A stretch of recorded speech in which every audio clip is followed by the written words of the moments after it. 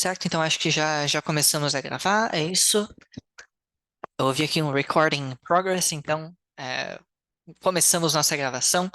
Para quem estiver vendo isso no futuro, né, basicamente a gente vai fazer a gravação desse workshop também, além de fazer ele simultaneamente aqui, porque a gente teve alguns probleminhas ali de conexão, alguns alunos não conseguiram vir e tal, alguns alunos entraram, saíram, até a gente está nessa situação pela questão da conexão. Hoje é um dia complicado nesse sentido, então a gente vai fazer a gravação do workshop para que todo mundo que queira tenha acesso, mesmo que não tenha conseguido necessariamente vir, estar presente aqui hoje, ok? Então, basicamente, a gente vai fazer assim esse processo de gravação dessa forma. Estou gravando aqui a minha tela. Também a gente vai fazer todo enfim, né? Então a gente vai ir gravando e a gente vai conversando um pouquinho sobre isso. Basicamente, o workshop de hoje é sobre habilidades com dicas de inglês para recursos humanos. Então, como é que a gente pode melhorar as nossas habilidades em termos do contexto de human resources, né, ou recursos humanos, traduzindo literalmente. É, Nesse contexto de recursos humanos, como que o inglês pode ser útil e que técnicas, que recursos que a gente pode fazer uso para que a gente consiga melhorar nossas habilidades profissionais, até de certo modo pessoais, né? Então, o foco desse workshop vai ser esse por hoje. Mas antes disso, é importante que eu me apresente, né? Eu sou o Teacher Luiz, eu leciono língua inglesa aqui na Garrett Blumenau. Também sou estudante de letras na Universidade Regional de Blumenau, estudo língua portuguesa e língua inglesa. Então, mas, enfim, isso é basicamente sobre mim, só para que vocês saibam quem sou eu, né? E também quem somos nós, quem é a Get It, ok?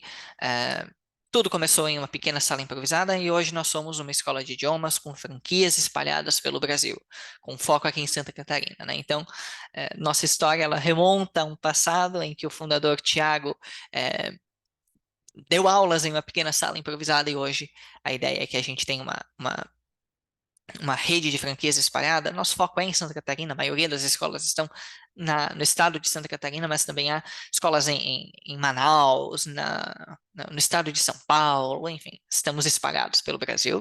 E nosso objetivo é criar um ambiente interativo e divertido em que o aluno possa interagir com o idioma e em que ele está imerso nesse idioma desde o primeiro momento de aula. Então, aqui, lógico, é um pouco diferente, eu não vou ficar falando inglês o tempo todo, até para tornar mais democrático e acessível, mas durante a aula, a gente busca contato com o inglês, busca falar, busca interagir da máxima forma possível. Então, esse é o nosso grande propósito, oportunizar as pessoas, dar liberdade às pessoas de conquistar as oportunidades da vida. Então, um pouquinho sobre a gente, né? Nossos valores, comprometimento, cuidado, respeito, evolução, enfim. É importante que vocês saibam um pouquinho quem nós somos, até para o que a gente pretende fazer aqui hoje fazer sentido. E o que a gente pretende fazer aqui hoje, né? Vamos falar um pouquinho de inglês. A gente vai trabalhar sobre a ótica dos recursos humanos, né? Por que a gente vai aprender inglês? E também trabalhar algumas técnicas. A ideia aqui hoje é capacitar da melhor forma possível, trazer ideias, recursos, teorias, possibilidades para que vocês dessa área consigam se desenvolver. Ok? Então, essa é a grande ideia, o nosso grande foco por aqui. Por que aprender inglês sob a ótica dos recursos humanos? Algumas razões, caso vocês ainda estejam se perguntando. Hoje em dia, o inglês é o que a gente chama de língua franca, língua universal, e também é, naturalmente, a língua do business, a língua dos negócios, da interação, do comércio. Tudo isso, tudo junto, é o inglês. Então, acho que isso por si só já explica muito a importância, né? Ele é uma língua universal e usada em contextos internacionais. Para se comunicar internacionalmente, é preciso falar inglês. Ponto. Outro detalhe: crescimento profissional. Naturalmente, é uma língua universal, com necessidade de crescimento. Quanto mais a gente for evoluindo em nossa profissão, mais a gente precisa se comunicar com o contexto internacional. Ou seja, mais a gente precisa do inglês, porque ele é a língua franca e a língua do business. Está tudo interligado. Visando o crescimento profissional, é importante ter esse contato internacional. E para isso é importante conhecer a língua inglesa. Outro detalhe importante: internacionalização. Então, empresas multinacionais. Elas cada vez mais se formam, cada vez mais existem, e é importante para que as pessoas em alto escalão nessas empresas, e até mesmo as que não estão em alto escalão, consigam se comunicar umas com as outras, entre as várias sedes, entre as várias filiais, né, entre sede e filiais, no caso. É importante que haja esse contato. E para isso, de novo, é língua inglesa, é a língua universal. É preciso que haja esse conhecimento. O que mais? alcançar profissionais internacionais. Esses três ali são mais gerais, né? Pensando em RH, esse aqui talvez seja o mais importante. Para buscar profissionais estrangeiros, mão de obra de fora, que em muitos contextos é importante ou é necessário, ou às vezes acaba que existe e alguém precisa conversar com essa pessoa, explicar, prestar esse suporte de certo modo. Para isso é importante, é fundamental que o setor de Human Resources, recursos humanos, seja capaz de se comunicar em inglês. Então, é mais um fator que é determinante, e isso tudo envolve crescimento, comunicação, tudo isso é muito importante. Então, esse detalhe também, a questão da busca pela internacionalização dos profissionais. Outro detalhe importantíssimo para o RH, vocabulário técnico. Vai falar um pouquinho sobre isso daqui a pouco. O vocabulário técnico da área é muito em língua inglesa. E mesmo o que não era em língua inglesa, hoje até se torna um pouco em língua inglesa. A gente tem várias palavras em português que servem para a mesma coisa, mas a gente tem a predileção, às vezes, de falar a palavra em língua inglesa. Esse cuidado também é importante. É importante que quem trabalha nessa área, nesse setor, conheça esse vocabulário e saiba pronunciar esse vocabulário em um contexto internacional. Então, conhecer e saber esse vocabulário é fundamental. Então, para recursos humanos também, né? Assim como por outras áreas, questão da tecnologia, uma série de fatores, uma série de áreas é impactada pela língua inglesa. Recursos humanos é definitivamente um desses.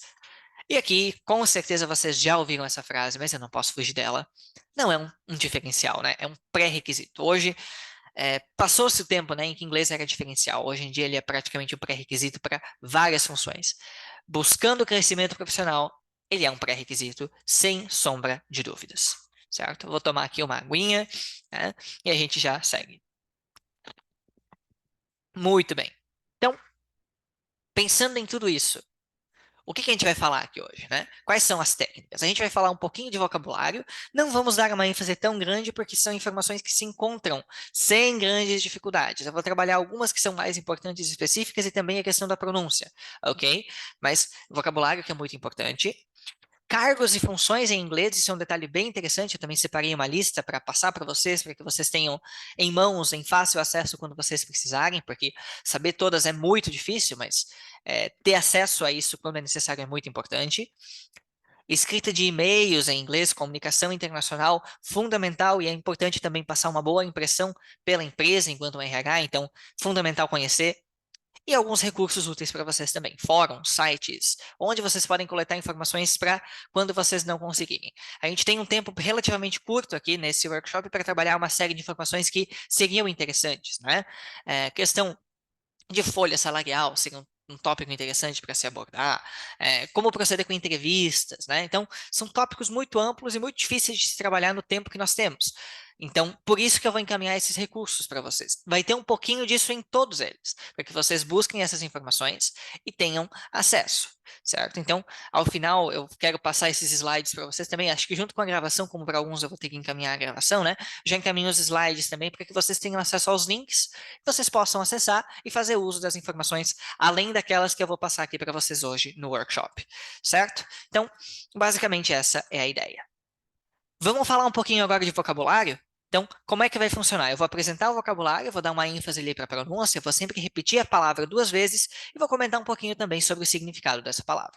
Tá? Então, isso aqui é fundamental.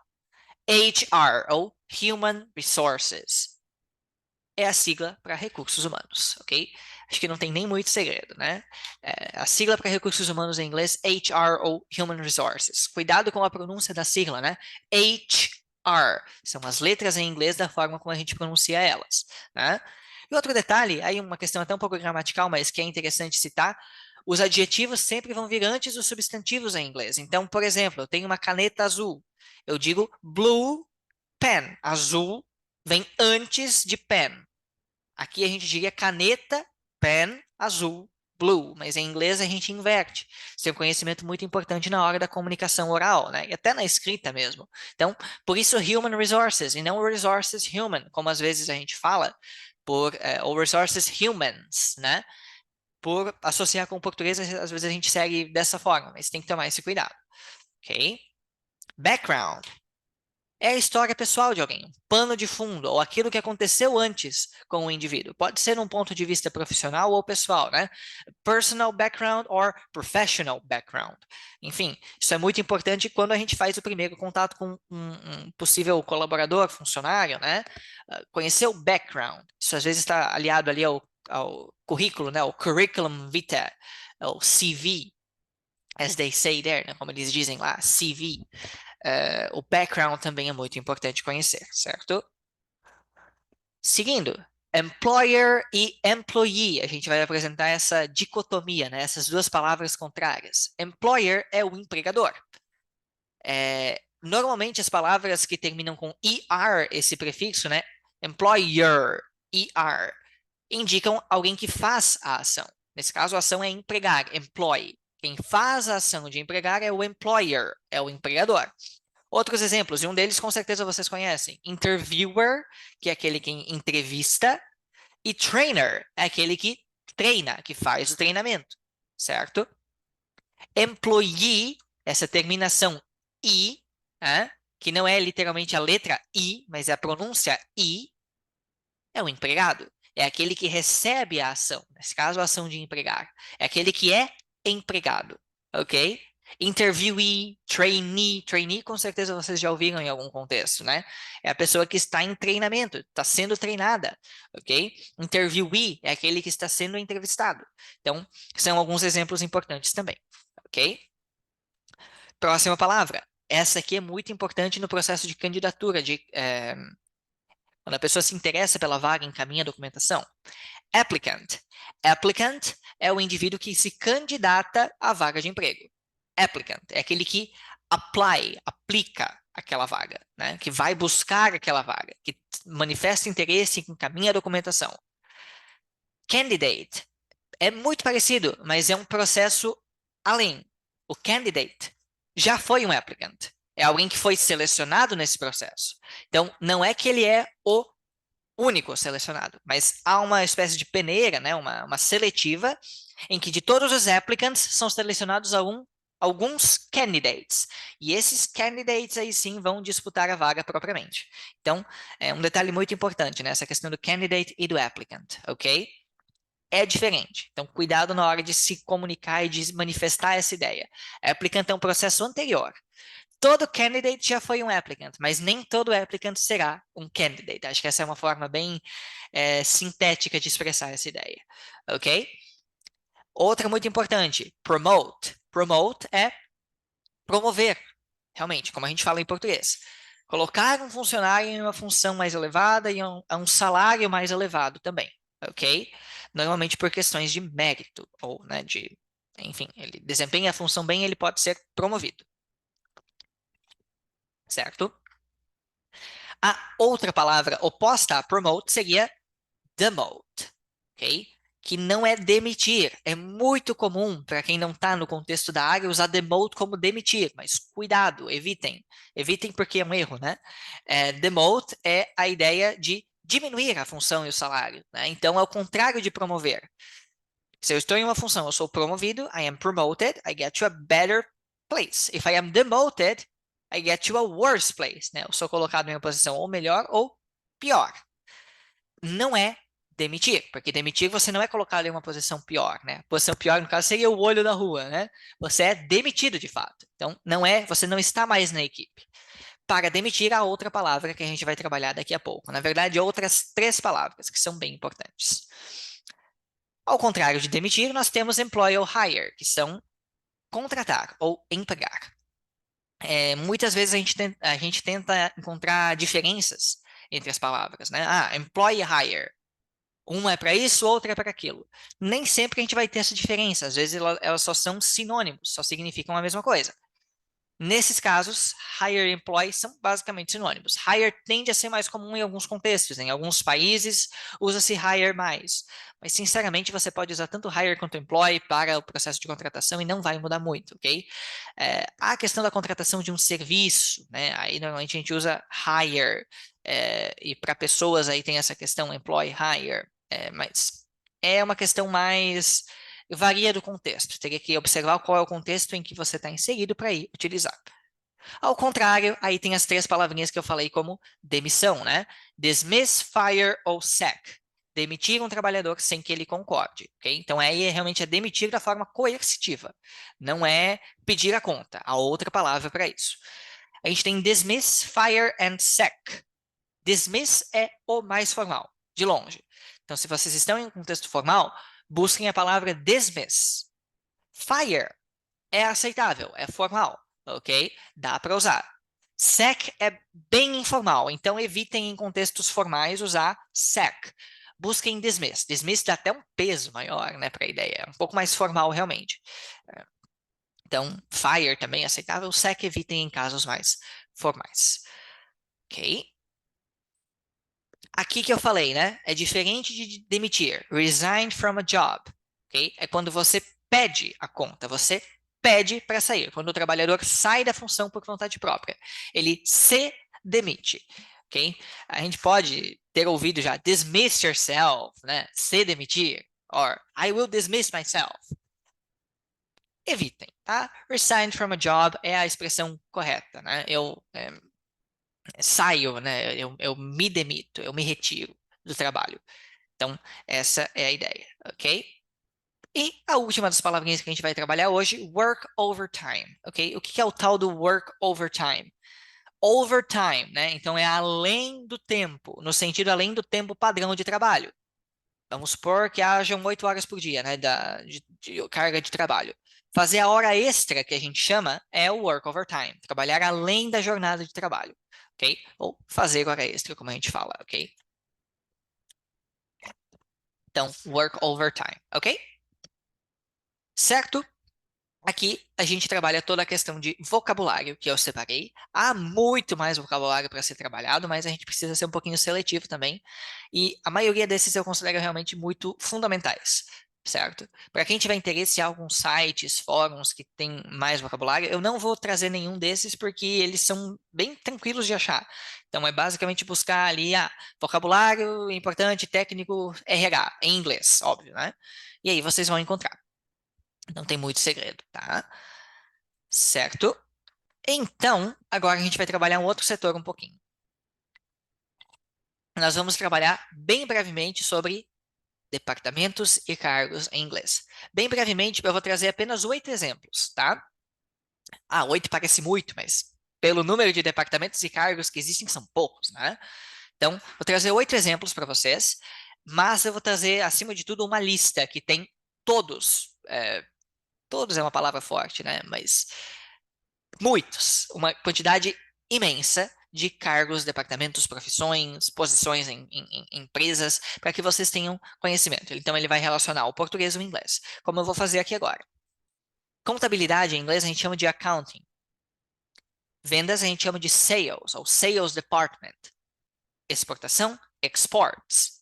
E importação, imports, ok? Então, são exemplos de alguns departamentos aqui em língua inglesa, ok? Cargos agora.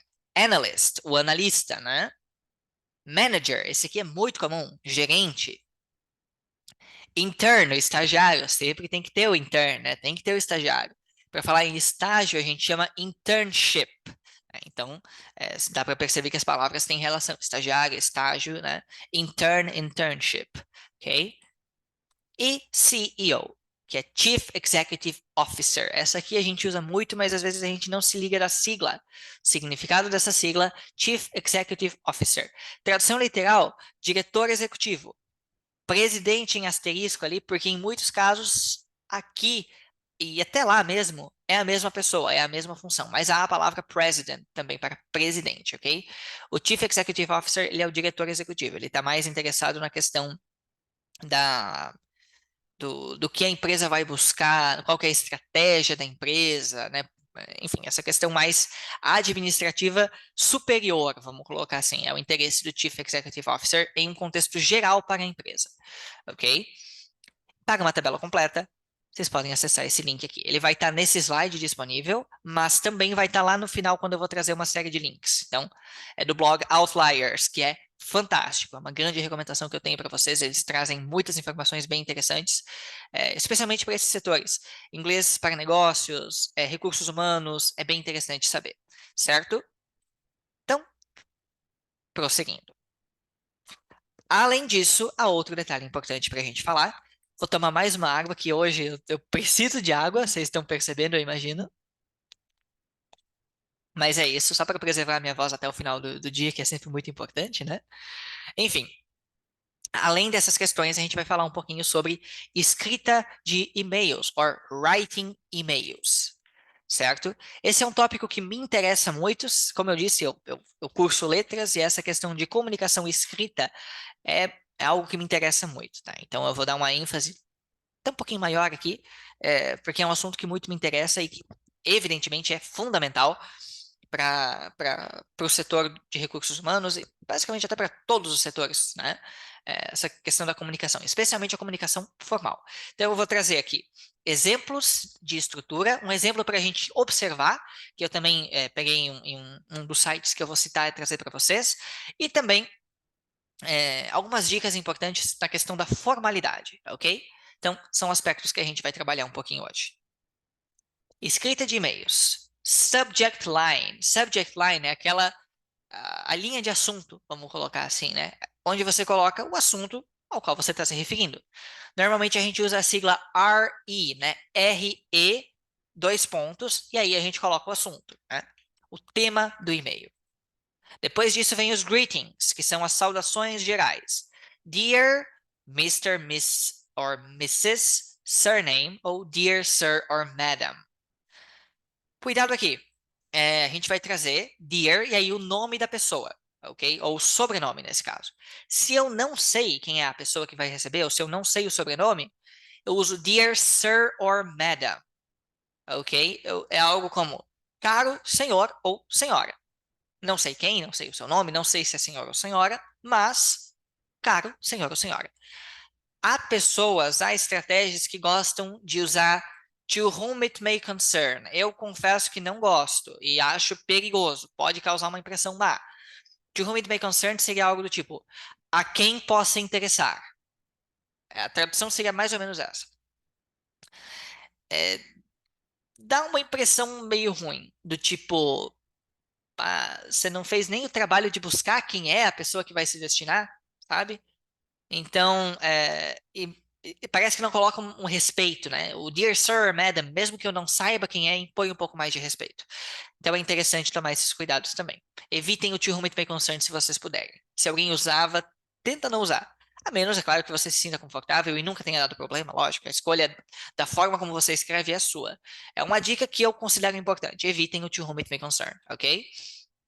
Introduction. Então, aqui a gente vai trazer os motivos da escrita do e-mail, o que eu quero dizer, vai estar muito relacionada ao subject line, né?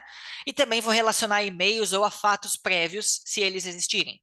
Então, este e-mail é em resposta a um e-mail anterior. Eu menciono esse fato na introdução. Este e-mail é para encaminhar a documentação para um processo seletivo. Eu menciono isso na introdução, ok? Isso é até mais geral, nem só para inglês, para português também, né? Mas quando a gente está em língua inglesa, a gente pensa, meu, mas como é que eu monto? Esse padrão ele é bem efetivo e é importante deixar claro qual é o seu objetivo com esse e-mail, certo? Além da introduction, body text.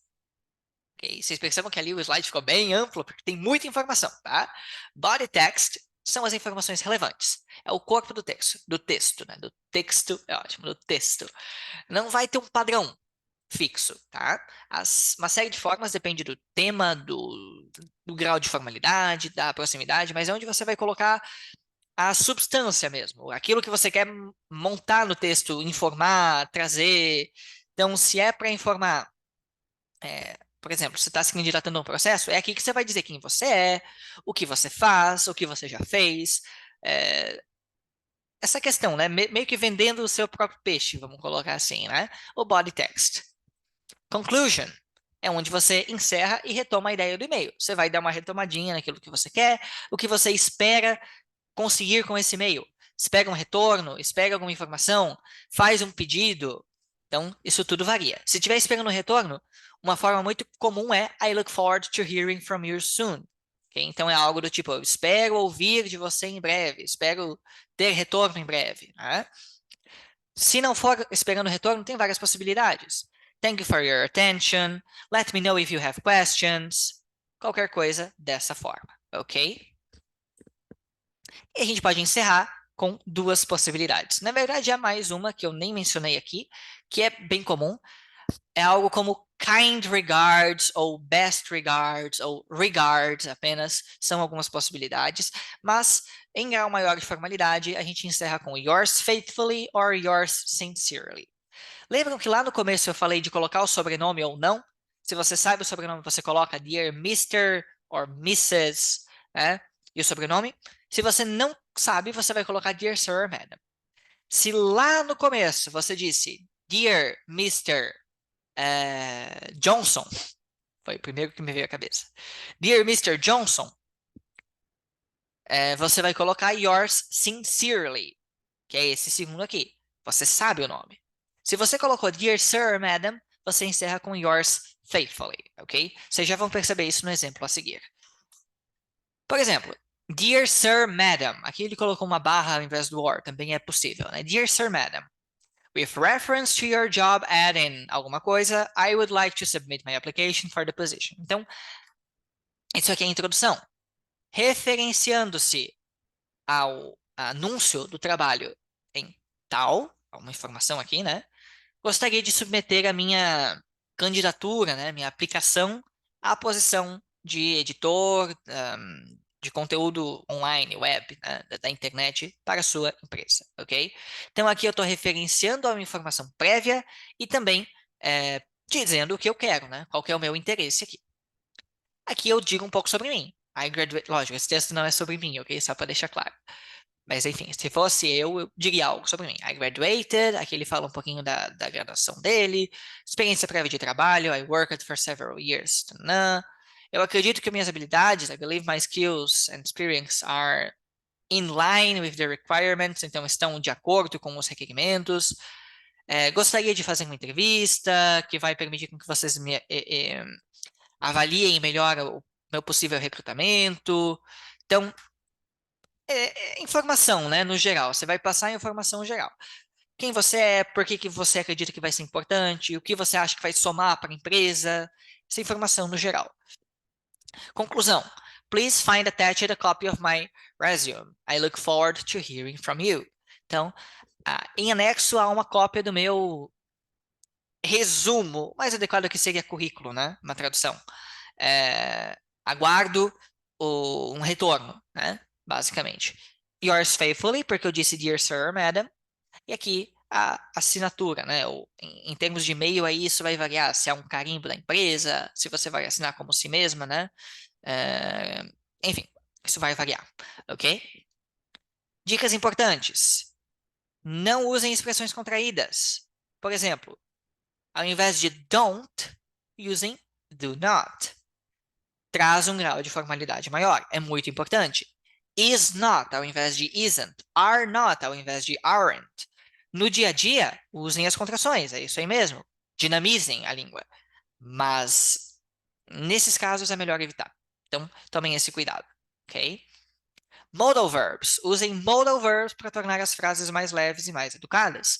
No sentido should, could, may. Então, poderia, gostaria, pedindo um favor, né? Algo nesse sentido. Ao invés de dizer I want an interview, né? Eu quero uma entrevista, você pode dizer I would like an interview. Estou usando ali o would, que não é bem um modal verb, mas ele está tornando a frase mais suave, né? Ou I could you offer me an interview? Então vocês poderiam me oferecer uma entrevista? Estou sendo mais polido do que dizer I want, eu quero uma entrevista, né? Enfim, busquem esses recursos como modal verbs para tornarem as frases mais leves, ok?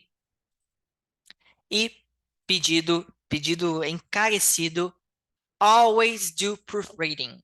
Sempre façam uma leitura de prova, vamos colocar assim, né? Leiam aquilo que vocês escreveram antes de enviar. Especialmente quando é um idioma que vocês não dominam, um idioma em língua estrangeira, que não é a língua materna de vocês. Mesmo em português, façam isso, é muito importante. Mas não sendo em português, façam também. Façam mais, porque não é a língua natural de vocês. Mesmo que vocês sejam fluentes, Ainda assim, é um processo diferente, é mais difícil. Então, tomem cuidado, sempre façam esse processo de leitura, de correção, né? Conferência para ver se está tudo certo. Usem um Grammarly ou algum corretor mesmo que dê segurança para vocês. Sempre façam esse processo, é muito, muito importante, ok? Certo? Muito bem. Vou tomar uma aguinha de novo, como sempre. E vamos seguindo. Já estamos nos direcionando ao final, né? Agora eu vou trazer alguns recursos úteis para vocês. Para entrevistas, tem alguns sites com perguntas e explicações em inglês para que vocês conheçam. Esse aqui é bem interessante, mas ele é específico, ele tem poucas, 10 perguntas apenas. Só que as perguntas que ele faz são importantes e são bem descritas e bem explicadas, de um modo que você consiga entender e aplicar, mesmo que você não tenha um pleno domínio da língua, né? Lendo isso e entendendo, você tem um suporte, né? A maioria desse site está em inglês, mas há coisas em português também, então é, caso vocês tenham dificuldade de compreensão, usem algum recurso de tradução, né? A própria tradução do Google para ajudar, ou busquem, né? Mas, assim, para fazer uma entrevista em inglês é importante que você já tenha algum nível. Então, é importante também que vocês consigam ler esses sites por conta própria. Mas, como uma base, né? Busquem ali num tradutor qualquer coisa, caso vocês tenham dificuldade, ou busquem sites em português que tragam algumas sugestões também. Não vão ser tão precisas e tantas como esses dois aqui, mas vocês vão encontrar alguma coisa. Esse outro tem mais de 50 perguntas, são detalhadas não tanto quanto o outro, mas são, e tem outros links ao final. Então, preciso de perguntas mais específicas para tal cargo. Você vai encontrar ali nesse site, o The Muse. Né? Vocês acham alguma informação também referente a isso? São duas boas sugestões que eu encontrei que eu gostaria muito de ter trazido no workshop mesmo, sugestões, ideias, mas pela questão do tempo eu prefiro dar como tarefinha para que vocês investiguem por conta própria e aprimorem o conhecimento, ok? Dicionário com pronúncia. Passei um slide a mais. Eu adoro fazer isso. Me surpreende que foi só a primeira vez que eu fiz isso hoje, inclusive. Normalmente eu faço mais, ok? Dicionário com pronúncia. Cambridge. Pessoal aqui na Gagget, a gente adora o Cambridge, ok? A gente sempre recomenda. E a gente não é pago para isso, ok? Mas recomendamos mesmo assim porque é um ótimo dicionário. Ele traz sugestões de pronúncia, traz várias definições, traz tradução caso você busque. Ali tem o link dele também. Para tudo que vocês precisarem, é um dicionário extremamente confiável de uma universidade extremamente confiável, né? Que é a Universidade de Cambridge. Talvez vocês já tenham até ouvido falar. Então, nossa sugestão de dicionário, busquem ali no Cambridge, ele vai trazer a informação para vocês, ok? Departamentos, cargos e profissões, tem o blog Outliers, que é a grande sugestão, aquele link que eu mostrei para vocês antes, mas ele também tem outras dicas de Business English, então inglês para negócios, vocês também acham outras informações nesse blog. Que aqui está o link da categoria de Business English. Ele tem estado pouco ativo ultimamente, mas ele é todo em português, então fica a dica para vocês. E tem muita informação mais antiga, é verdade, mas tem, que vocês podem buscar também. É um bom fórum para tirar dúvidas, para buscar informação. É uma sugestão que eu dou para vocês também. E, para a escrita de e-mails, dois sites nos quais eu me baseei muito para pegar exemplos, algumas explicações detalhadas, né? Lógico, além do conhecimento que a gente já vem montando esse tempo todo, né? Dos e-mails que eu escrevo da universidade, é tudo um conjunto, né? Mas esses dois sites são bons norteadores. Então, tudo novamente em inglês, mas para escrever um e-mail em inglês é importante que você já tenha uma noção de inglês, então, né? É importante conseguir interpretar essas coisas também. O primeiro, não tem exemplos, mas a explicação é bem detalhada. O segundo, ele é muito breve, mas ele traz exemplos. Então, sugestão, como eu fiz, peguem ideias das explicações do primeiro e provem elas nos exemplos do segundo. E vocês vão ver que se encaixa bastante. Então, é um padrão bem efetivo. Certo? Tudo claro? Como estamos numa gravação, né, não há um momento agora muito de perguntas, né? Como eu abriria agora. Infelizmente a gente teve esses problemas técnicos. Gostaria muito de poder ter feito isso pessoalmente, presencialmente com vocês. Presencialmente não, né? Mas ao vivo, simultaneamente. Mas não foi possível, então nós fizemos essa versão gravada para que vocês tenham acesso à informação. Então aqui, gostaria muito que vocês assistissem a gravação e O momento das perguntas é agora. Então, vocês mandem ali por e-mail, pelos contatos que vão encaminhar a gravação para vocês, mandem perguntas e a gente vai respondendo na medida do possível, todas as informações, ok? Gostaria muito de poder ouvir vocês, conhecer vocês pessoalmente, né? Mas eu sei que, infelizmente, não foi possível. Então, a gente faz esse processo remoto, à distância, mas que também vai ser efetivo e eu quero poder ajudar vocês um pouquinho mais também. Então, essa é a ideia, ok? Mandem as dúvidas de vocês e a gente vai responder. E agora a gente teria a parte mais divertida, que seria o quiz, mas também, né, é gravado. Então, como é que eu vou fazer? Eu vou passar as perguntas, vou fazer as perguntas, vou dar ali uns 10 segundinhos para vocês e eu quero que vocês tentem responder. 10, 30. Vocês podem pausar a gravação, então eu só vou dar 10 segundos, tá? É, E vocês tentem, e depois qualquer coisa, mandem a pontuação de vocês também para a gente ir vendo, ok? Seria muito legal fazer isso interativo durante a aula, mas como eu disse, não foi possível, infelizmente, então a gente faz essa versão adaptada, ok? Então, vamos lá, bem brevemente, a primeira pergunta seria: Which is the suffix that indicates a person who does an action? Qual que é o sufixo que indica a pessoa que faz uma ação? Lembrem que eu comentei isso quando eu falei em employer e employee, né? Então, qual deles será que é? Vou dar uns segundinhos para vocês.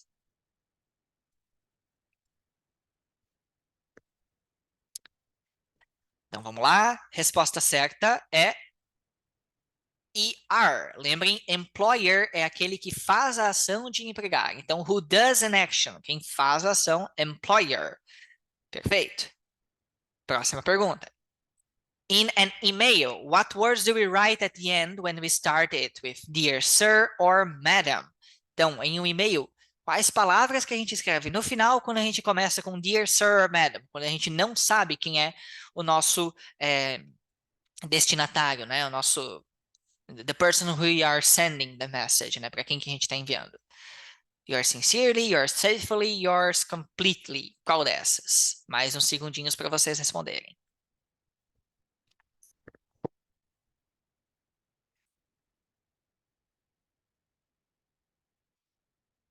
E a resposta certa é yours faithfully. Ok? Lembrem yours sincerely para quando vocês sabem, faithfully para quando vocês não sabem, e o completely porque tinha que ter três opções. Ok? Próxima. What is the meaning of the abbreviation HR? Então, qual que é o significado dessa abreviação? HR. Human Resources, High Resolution ou Happy Rest? Isso aqui tá quase dada, né? Mas vamos lá. Uns segundinhos para vocês.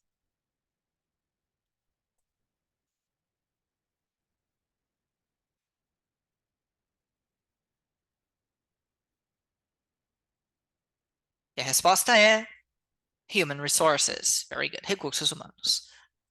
Próxima. How is called the person who requests for a job position in a company and submits its interest? Então, como é que é chamada a pessoa que busca um cargo, né, em uma empresa e que envia seu interesse, sua documentação nesse primeiro contato? Candidate, employee ou applicant?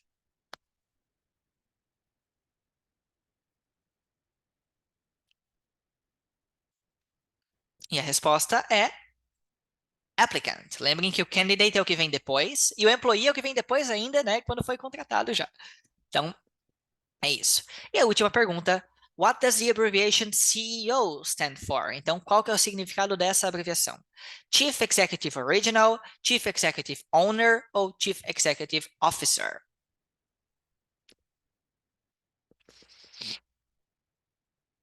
E a resposta é Chief Executive Officer. Ok? Certo? Então é isso. Muito, muito, muito obrigado pela atenção de vocês. Thank you for your attention. De novo, eu sei que as coisas não foram exatamente como planejado, né? Mas é isso. A gente tem que adaptar algumas coisas. E a ideia é que, mesmo gravado, ao vivo, de alguma forma, isso tenha sido útil para vocês, de valia, que algum desses conhecimentos tenha sido importante para vocês. Não sei o nível de proficiência de vocês que estão assistindo, né? Se você já tem algum conhecimento de inglês ou não, isso obviamente varia o impacto dessa aula, né? Algumas coisas são mais úteis para uns, outras para outros, mas eu espero que tenha sido útil e que vocês tenham se divertido na medida do possível, né? Que tenham gostado, que tenham achado interessante. E, de novo, espero conseguir ver vocês em algum outro momento, ver o rosto de vocês, conhecer vocês pessoalmente, mas, por enquanto, é, é isso. Eu gosto da ideia de ter passado alguma coisa para vocês, mesmo que seja na forma de gravação, certo? Então, muito, muito obrigado. E eu espero ver vocês em breve. Espero que essa gravação chegue a todos bem, né? E a gente vai se falando. Encaminhem as dúvidas de vocês por e-mail, as respostas do quiz de vocês por e-mail, né? Quantos pontos vocês fizeram para a gente saber. E é isso, certo? Muito obrigado pela atenção de todos. E é isso. Bye bye, guys. Bye bye.